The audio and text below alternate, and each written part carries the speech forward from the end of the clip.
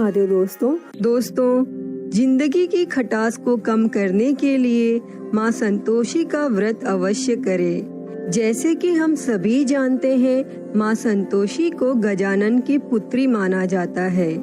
इसीलिए पार्वती माँ संतोषी माता की दादी माँ है और भगवान शिव शंभु माँ संतोषी के दादाजी हैं। माँ संतोषी, जिनके नाम में ही संतोष का पाठ छिपा है, इन्हें प्रेम, क्षमा, खुशी, शांति, आशा और सबसे बढ़कर आत्म संतोष का प्रतीक माना जाता है। यह मान्यता है कि माँ संतोषी के व्रत को लगातार 16 शुक्रवार तक करने वाले भक्तों को जीवन में परम संतोष की प्राप्ति होती है। दोस्तों, माँ संतोषी अपने भक्तों को पारिवारिक मूल्यों के साथ दृढ़ संकल्प की शिक्षा देती हैं। यह भक्तों को संकट से बाहर आने के लिए स्व प्रेरित करती हैं। संतोषी माँ को दुर्गा का अवतार भी कहा जाता है। तो आइए सुनते हैं संतोषी माता की व्रत कथा। एक समय की बात है, एक वृद्ध स्त्री का एक ही पुत्र था। विवाह के बाद वृद्ध स्त्री अपने सुशील बहू से घर का पूरा कार्य करवाती, लेकिन ठीक से उसे भोजन भी नहीं देती। पुत्र यह सब देखकर चुप रहता। बहू दिन भर उपले थेपती, चूल्हा चौका करती, बर्तन कपड़ों के बीच दिन बीत जाता, लेकिन सास का व्यवहार ना बदला।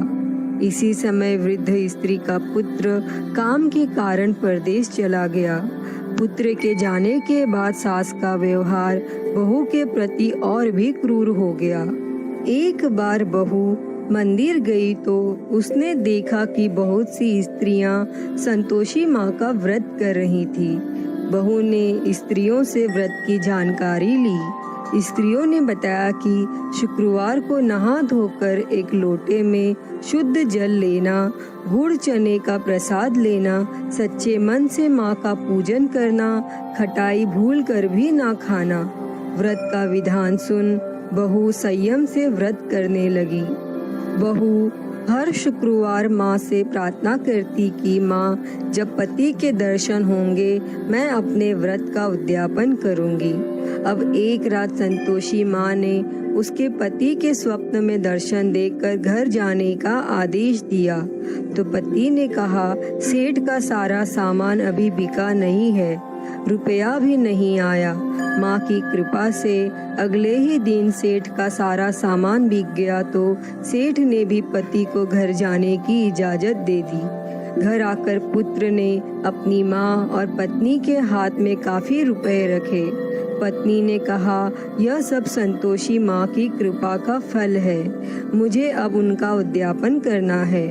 बहू ने सभी को न्योता दे उद्यापन की तैयारी की, लेकिन पड़ोस की एक स्त्री बहू के सुख से ईर्ष्या करने लगी। उसने अपने बच्चों को सिखाया कि तुम भोजन के समय खटाई जरूर मांगना। उद्यापन के भोजन के समय बच्चे खटाई के लिए मचलने लगे तो बहू ने उन्हें पैसा देकर बहलाने की कोशिश की।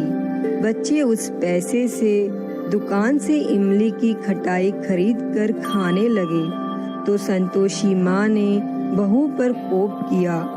उसके बाद फिर राजा के दूत उसके पति को पकड़कर ले जाने लगे तो एक अन्य भक्त स्त्री ने बहू को बच्चों द्वारा खटाई खाने की बात बताई तो बहू तुरंत ही माँ के शरण में गई और माँ के सामने प्रण किया कि वह अगले शुक्रवार फिर से उद्यापन करेगी। यदि पति न आया तो भूखे रहकर अपनी जान दे देगी। संकल्प के बाद वो मंदिर से निकली तो राह में पति आता हुआ दिखाई दिया।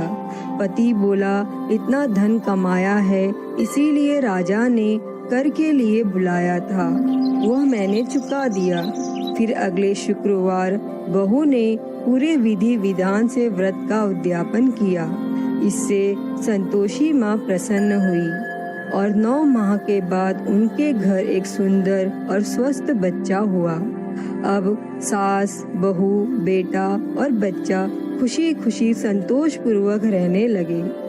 हे संतोषी माता, जैसी कृपा आपने उस वृद्ध स्त्री की बहू पर की, वैसी ही कृपा इस कथा को कहते, सुनते और हुंकारा भरते पर करना। जय संतोषी माता। दोस्तों, अगर आप लोगों को मेरी ये वीडियो अच्छी लगी हो तो प्लीज़ लाइक करें, शेयर करें, कमेंट करें और मेरे चैनल को सब्सक्राइब कर नोटिफिकेशन बेल को ज़रूर ऑन करें। हर हर महादेव। धन्यवाद।